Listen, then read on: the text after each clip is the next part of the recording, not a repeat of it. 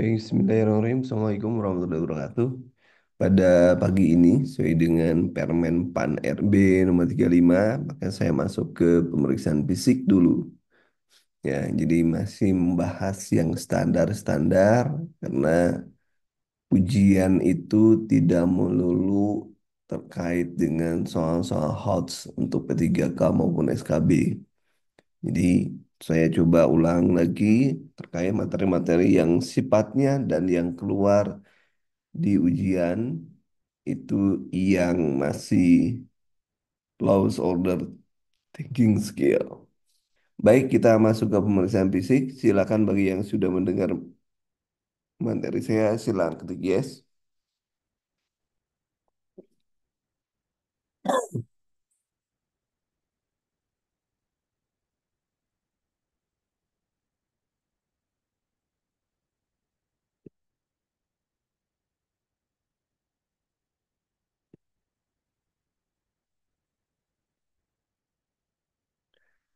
Baik, kita lanjutkan. Ini mata kuliahnya atau hmm, sasarannya adalah mendemonstrasikan berbagai prosedur pengajian perawatan yang mencakup pemeriksaan fisik.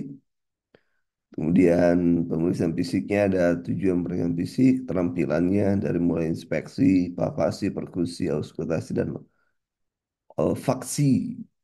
Kemudian pemeriksaan kontrol, lingkungan, kelengkapan, dan lain sebagainya termasuk pemeriksaan head to toe. Nah, pemeriksaan fisik adalah tindakan di mana menganalisa sintesa terkumpul dalam status ya kesehatan. Ini merupakan bagian dari proses keperawatan dan Anda merupakan harus bisa melakukan pemeriksaan fisik karena terbukti beberapa kali soal keluar. Misalnya soal yang keluar membedakan batas paru, membedakan paru yang ada cairan dan dengan yang tidak, kemudian suara perkusi, mana pekak, mana dan lain sebagainya. Itu itu biasa pernah keluar beberapa kali di ujian, hingga teman-teman harus paham. Nah, tujuannya adalah tentunya adalah menentukan status kesehatan, kemudian identifikasi masalah kesehatan, mengambil data dasar untuk menentukan rencana tindakan perawatan dan fokus kemampuan fungsional klien. Kemudian indikasinya pada setiap pasien, klien yang baru masuk ke tempat pelayanan, kan rutin pada klien yang sedang dirawat inap, sesuai dengan kebutuhan klien. Jadi kadang rutin ini ya. Nah, ada yang harus diperhatikan pada saat kita akan melakukan pemeriksaan fisik. Pertama, komunikasi, penjelasan prosedur. Anda harus akuntabel dalam hal ini. Kemudian ada privasi, jangan sampai ada yang melihat, ya. Dilakukan secara sistematis, apa head to toe, dari eksternal ke internal, dari anormal ke abnormal. Silahkan, tapi yang penting sistematis. Berada di sisi kanan klien, kemudian efisien, ada dokumentasinya. Jadi jangan sampai nanti tidak ada dokumentasinya. Itu yang penting dari atau hal yang harus diperhatikan. Tentunya kalau Anda melanggar eh, pemeriksaan fisik ini, tentunya dampaknya adalah etika yang eh, dilanggar. Itu ya, penting ya. Kemudian selanjutnya, aspek pendekatan pada pemeriksaan fisik ada head to toe. Head itu kepala, toe itu jari kaki, jempol ya. Jadi head to toe. Jadi Anda mulainya dari ujung kepala sampai ke ujung kaki gampangnya gitu. Kemudian yang kedua ada ROS atau review of system. Jadi kita mengacu kepada sistem-sistem yang ada dalam tubuh kita. Kita lakukan pengkajian terhadap sistem-sistem yang ada.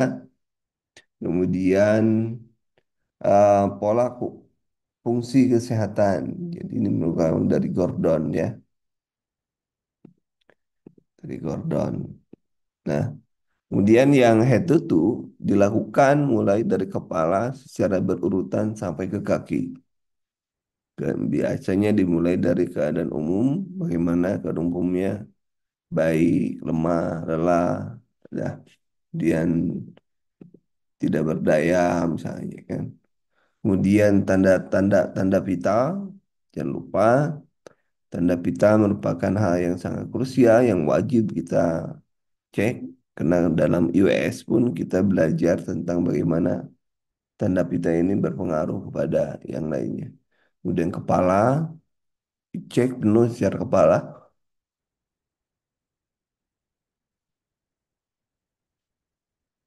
jenis rambutnya, mudah tidak dicabut, dan lain sebagainya, warna, dan lain penyebarannya, dan lain sebagainya. Kemudian wajah, wajah itu simetris atau tidak. Tentunya kalau simetris membandingkan kiri dan kanan. Ya, kita bisa lihat pada saat tersenyum, saat bicara, simetris atau tidak. Mata, mulut, telinga, mulut, tenggorokan.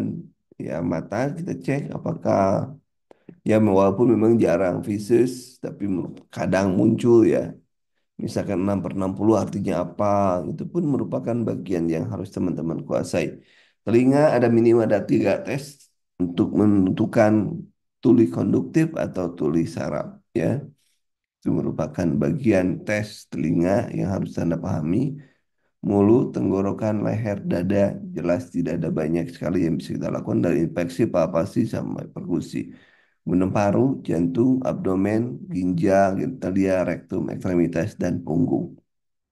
Itu yang harus teman-teman cari termasuk di bawahnya ada eh, sudah jelas sampai ke ekstremitas ya. Ini adalah head to toe.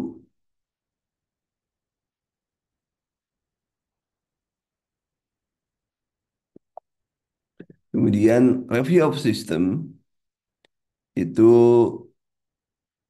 menunjukkan bahwa merawat melakukan pengkajian seluruh sistem seluruh informasi didapatkan saat review dan observasi menurut perawat menentukan sistem tubuh mana yang perlu mendapatkan bagian tubuh bagian khusus atau perlakuan khusus. Contoh misalnya pasien-pasien dengan masalah gangguan pencernaan, maka kita cek ya, kita cek bagian pencernaannya ya. Kemudian keadaan umum, tanda-tanda vital, sistem pernapasan, sistem kardiovaskuler, sistem perserapan, perkemihan, pencernaan, muskuloskeletal, dan integumen, dan serta reproduksi. Itu review of system. Jadi kita mengacu kepada sistem mana yang perlu kita kaji. Kemudian ada fungsi pola kesehatan, kemungkinan perawat mengumpulkan data secara sistematis dengan cara mengevaluasi pola fungsi dan kesehatan, memfokuskan pengkajian pada masalah khusus. Misalnya persepsi kesehatan, penerapan kesehatan, nutrisi, eliminasi, pola tidur dan istirahat, kognitif, peran, aktivitas, seksualitas, kopi, nilai. Itu namanya fungsi pola fungsi kesehatan. Kemudian prosedurnya tentunya dari mulai persiapan alat, ada persiapan lingkungan, dan klien sendiri. Yang alat tentunya handscoon, jika perlu bersih ya. Kemudian buku catatan sampai dengan buku catatan, meteran, timbangan, penlight, stetoskop, dan lain sebagainya.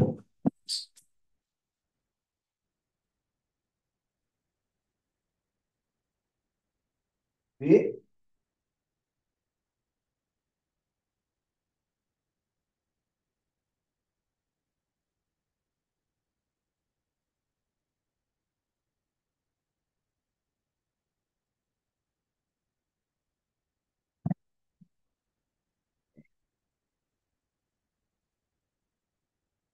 Dilanjut ya, saya ini sambil ngerawat ibu ini, ibu saya sakit.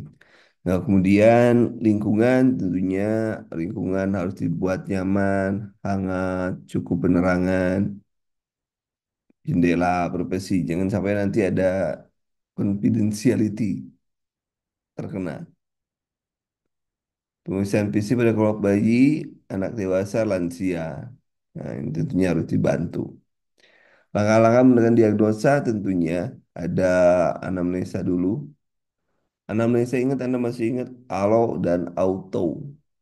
Alo dan auto. Bedanya masih ingat? Silakan cari ya. PR. Kemudian pemeriksaan fisik, diagnosisnya banding, kemudian perumusan laboratorium, eh, pemeriksaan laboratorium khusus, diagnosis pasti dan pengobatan itu. Jadi pemeriksaan fisik di depan, walaupun kita tidak mengacu ke sini karena kita lebih cenderung pada respon, tapi di sini kita menentukan diagnosis perawatan untuk mengkaji apa yang harus dilakukan. Nah ini ada auto, auto anamnesa. Kalau Anda lupa lagi, wawancara langsung dengan klien atau pasien. Auto namanya. Kemudian ada halo anamnesa, wawancara dengan orang lain atau keluarga pasien. Jangan lupa, biasanya auto atau halo. Nah ini, Anda harus sigap ya. Anda harus sigap. Halo ini atau auto.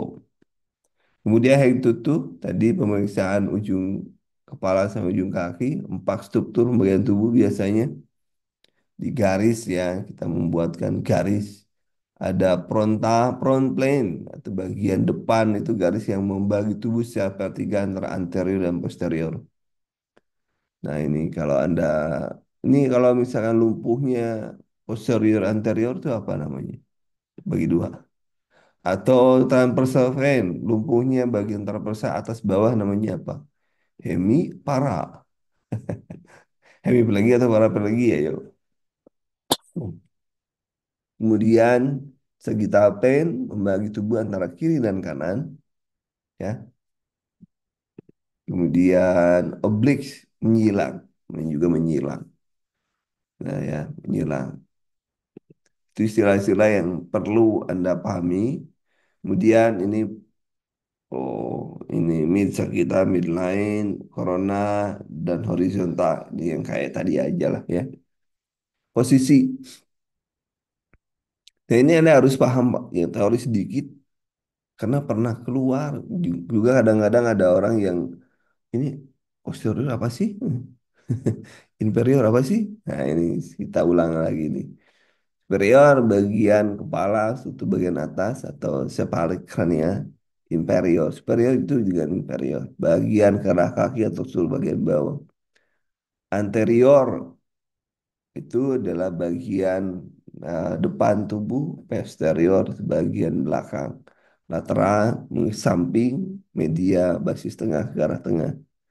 Nah, kadang yang abduksi, adduksi, rotasi, pronasi, nah itu yang juga Anda harus paham. Nah, masih ingat ya? Kalau adduksi, abduksi, pronasi, dan lain sebagainya. Anda tentunya sudah paham tuh. Kemudian pemeriksaan fisik tadi ini ada infeksi, palpasi, perkusi, auskultan, olfaksi. Nah, olfaksi apa sih? Nanti ada yang, siapa yang sudah paham nih?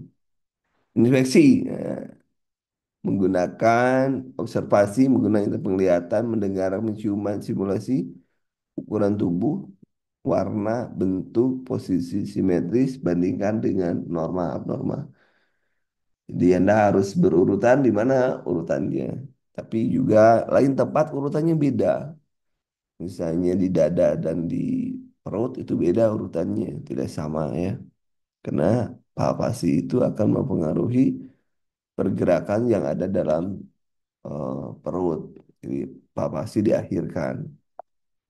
Kemudian palpasi ini menggunakan indera peraba. Anda harus paham juga nanti ada vibrasi. Nah, ada turgor, bentuk turgor, ada fitting udim. Fitting udim derajatnya itu harus paham. Bentuknya, kelembaban, vibrasi, misalkan menentukan eh, di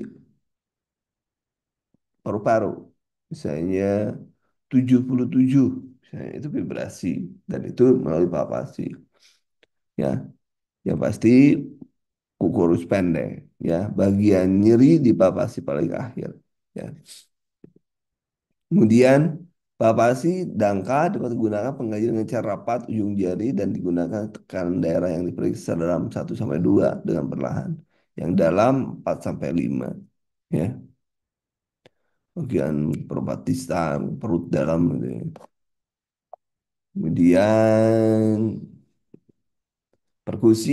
Nah, ini juga harus bisa membedakan antara suara-suara yang dihasilkan. Ya, jaringan-jaringan, konsistensi jaringan juga harus paham. Sonor misalnya, perkusi pada jaringan normal. Redup, padat, konsolidasi paruh pada pneumonia misalnya.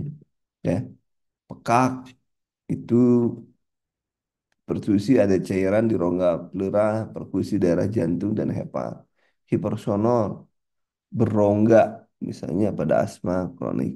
Itu ini harus paham istilah-istilah ini. Nah, kadang-kadang juga pernah muncul ditanyakan di ujian. Suaranya apa? Gitu ya, kalau orang dengan ada cairan dalam perut gitu ya.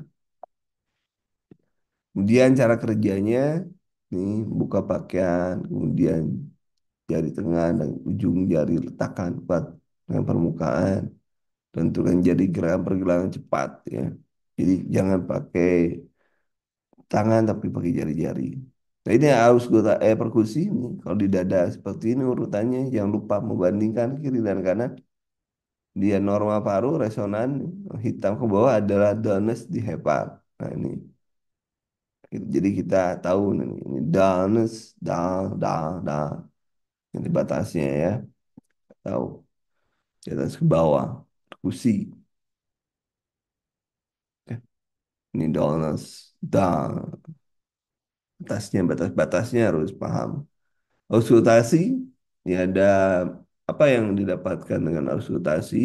Pitch suara tinggi yang suara yang tinggi ke rendah, keras suara halus ke rendah, kualitas meningkat sampai lemah, lama pendek menengah panjang itu juga harus pahami. Pitch misalkan suaranya lengkingannya gimana, tinggi atau rendah, keras, halus atau rendah, dan sebagainya.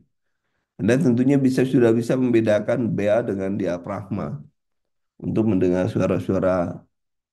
Ini kita menggunakan apa untuk mendengar suara paru, mendengarkan apa. Perbedaan bea dan diafragma juga harus bisa pada penggunaan stetoskop. Ya. Kemudian ini afek jantung di mana superior, paru di mana. Ya. Ini adalah contoh lokasi dari uh, penentuan stetoskop ya. Jangan lupa batas-batasnya harus jelas. Ini ada lokasi of fulfilling premitus. Tadi mendengarkan premitus ke 1, 2. Nah, ya, ini gambarnya sudah jelas sekali. Kemudian olfaksi, penangkapan atau perasa bau. Perasaan dinilai dimensi oleh sensor dan perstilasi rongga hidung vertebra dengan beranalogi. Mengkaji pasien perlu harus mengenal sumber bau badan, mendeteksi adanya yang tidak dikenali. Misalnya beda pasien-pasien dengan gagal ginjal itu beda baunya dengan pasien-pasien yang lain. Pasien jiwa baunya beda dengan pasien yang lain. Itu olfaksi. Ya. Kita bisa mendengar lewat bau. Jangan lupa juga Anda harus paham benar suara tambahan adalah restoran hi, reales, krepitasi, crackles, bunyi yang dihasilkan oleh eksudat, lengket, halus, dan jumpai pada pasien pneumonia dan TB. Ronhi pada pasien edem paru. Hilang saat kalian batuk. Ciri khasnya ya ada ronhi itu hilang pada saat kalian batuk. Kemudian ada stridor. Stridor ngorok itu merupakan bagian dari penyempitan bagian napas bagian atas. Wheezing tentunya sudah nggak aneh. Bunyi musika ternyanyi dijumpai pada fase inspirasi dan ekspirasi dijumpai pada pasien bronkitis akut, asma, dan asma bronkial. Friction rub, pleura friction rub, kering seperti suara gosokan amplas tanda kayu pada klien dengan peradangan pleura atau pleuritis. Ya. Selesai. Itu review of system atau pemeriksaan fisik yang bisa saya sampaikan. Mohon doanya karena ibu saya sedang sakit ini juga reda ya. Nah ini lagi baru tidur mungkin sejak malam dia. Terima kasih teman-teman untuk pagi ini. Saya tidak lama-lama. Nanti rekamannya, bukan rekamannya, oh iya rekamannya nanti akan saya berikan pada Anda dan pemeriksa fisik ini silahkan jumpa lagi ya. Materinya akan saya share langsung supaya tidak lupa. Dan itu pahami apa yang sudah saya katakan tadi karena biasanya keluar terutama di aduksi, abduksi, pronasi yang kayak gitu ya. Jadi teman-teman harus memahami itu karena pernah keluar dan itu harus benar-benar dikuasai. Saya titip saja di ujian itu tidak melulu soal saya ulangi di ujian itu kita tidak melulu soal HOTS ya, tetapi juga soal-soal yang sifatnya lowest low order thinking skill. Kalau HOTS itu high order thinking skill. Ya mungkin ada beberapa, tapi perbandingannya kemungkinan minimal ada 30% itu yang lowest ya, yang lowest. Jadi silakan gunakan materi sebaik-baiknya. Nanti ini adalah yang paling dasar saja. Anda pahami lagi auto, alo, dan lain sebagainya. Nanti saya coba materinya. Materinya sudah saya masukkan ke grup ya. Sudah saya grup. Silakan dibaca. Nanti bisa kita diskusi di pembahasan soal-soal. Nanti kalau soal sekarang belum ada. Tapi nanti kita diskusi di pembahasan soal di grup. Video nanti siang. Ya nanti siang karena sulitan jam segini saya masih video sulit uploadnya itu yang sulit itu kalau editnya gampang tapi yang sulit adalah uploadnya mungkin paling telat nanti siang lah. Insya Allah mudah-mudahan tidak ada masalah ya. Terima kasih teman-teman, mohon maaf ini singkat saja. Jadi hari ini adalah pemeriksaan fisik cukup sekian. Terima kasih. Assalamualaikum warahmatullahi wabarakatuh. Waalaikumsalam warahmatullahi wabarakatuh.